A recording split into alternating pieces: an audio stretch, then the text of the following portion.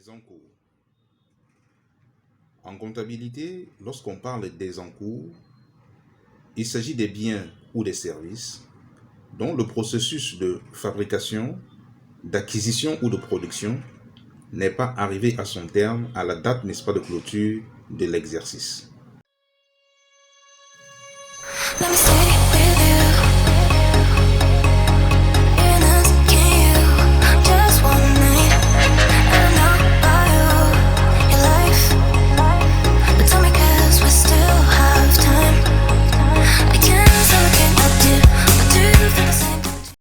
Bonjour, bienvenue, n'est-ce pas, dans cette capsule que présente le cabinet de APM. Aujourd'hui, nous voulons partager avec vous la notion d'encours. De quoi s'agit-il concrètement? Voyez-vous, en comptabilité, on parle très souvent des encours d'immobilisation, des encours de stock et des encours clients. Intéressons-nous aux encours d'immobilisation. Lorsque rendu, n'est-ce pas, en fin d'exercice, le comptable doit procéder à ce que nous avons initialement appelé travaux de fin d'exercice, eh bien, il est important qu'il s'intéresse à la notion d'encours. Pour ce qui est des immobilisations, lorsqu'on parle d'encours d'immobilisation, cela fait référence à des situations dans lesquelles l'entreprise s'était engagée dans l'acquisition, n'est-ce pas, d'une immobilisation. Cela peut être la construction, n'est-ce pas, des bureaux.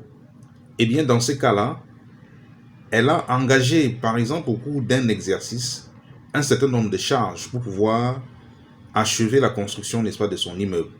Sauf que, à la clôture de l'exercice, l'immeuble n'est pas achevé et il y a un certain nombre de charges qui ont été engagées pour la cause. Le comptable qui se doit, n'est-ce pas, de clôturer l'exercice doit prendre en compte l'ensemble de ces dépenses qui ont été engagées dans la construction de cet immeuble-là pour les comptabiliser dans ce qu'on va appeler les encours d'immobilisation. Évidemment, la question qu'on peut se poser à ce stade est de savoir quel est l'intérêt de constater, n'est-ce pas, ces charges-là dans le compte des encours d'immobilisation.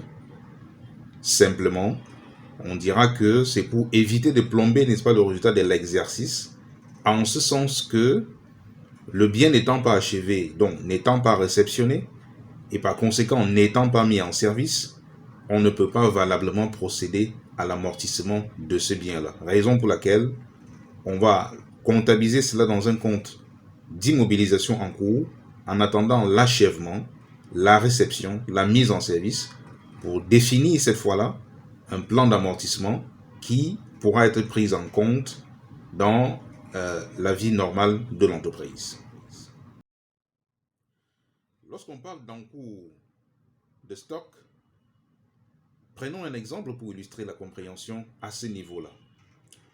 Imaginez une entreprise qui fait dans les travaux publics et donc, à la clôture de l'exercice, elle a engagé sur un chantier un certain nombre, n'est-ce pas, de travaux et au terme, n'est-ce pas, de l'exercice, elle n'a pas achevé ses travaux pour le compte de son client.